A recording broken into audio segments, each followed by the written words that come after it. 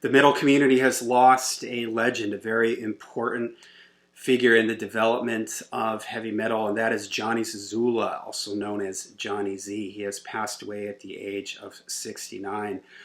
Often when we talk about heavy metal and the history of heavy metal and hard rock, obviously we talk about the bands and the albums, but there are people behind the scenes that are very, very important to the development of this style of music that we love. And one of them was for sure Johnny Z, along with his wife Marcia, who sadly passed away last year. They founded, owned, and operated Megaforce Records. And Megaforce Records was extremely important in the early years of heavy metal, especially with the East Coast thrash scene and they brought bands over from Europe, signed them to their label.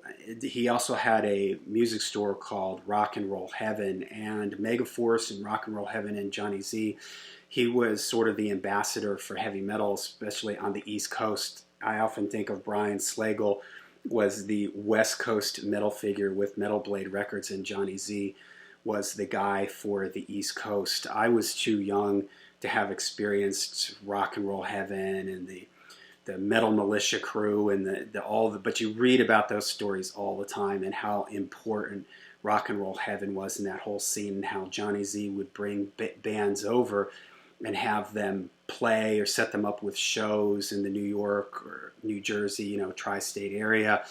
And in some ways, he was able to make or break a lot of bands. If he put his stamp of approval on something, whether it be signing them to his label or just bringing them over for a show or putting them on a tour with one of his bands, this was all any self-respecting metalhead needed to know, that these bands were going to be cool and that it was going to be something that you should listen to and you should check out.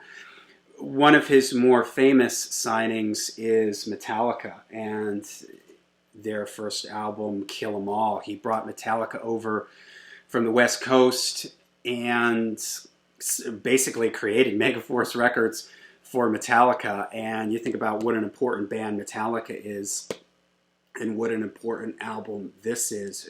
And he was the person that found them and brought them to the world for us. So here's Kill 'Em All from Metallica. I have a couple of Megaforce albums here that I pulled from my collection. This is in no way represents all the bands that were on Megaforce. There were a ton of fantastic bands on Megaforce. These were just some of the ones that I grabbed from my collection.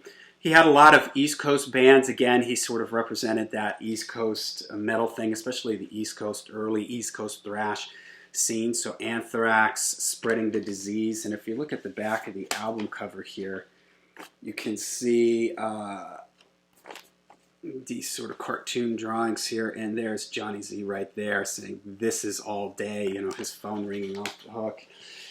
Johnny Z was also important he was like a mentor of sorts to Eddie Trunk. Eddie Trunk, the famous Sirius XM radio DJ, and Eddie Trunk talks all the time about how he interned and worked at Megaforce Records, answering the phones, doing whatever he needed for John and his wife Marcia, and how important that was to him. Here's Fistful of Metal from Anthrax. Hugely important albums. Another East Coast band, Overkill, taking over. Overkill, Under the Influence. Exciter, Violence and Force. Here's a Canadian thrash band. Again, he wasn't just all East Coast bands. He introduced the world to a lot of great metal from all over. East Coast band, TT Quick, Medal of Honor.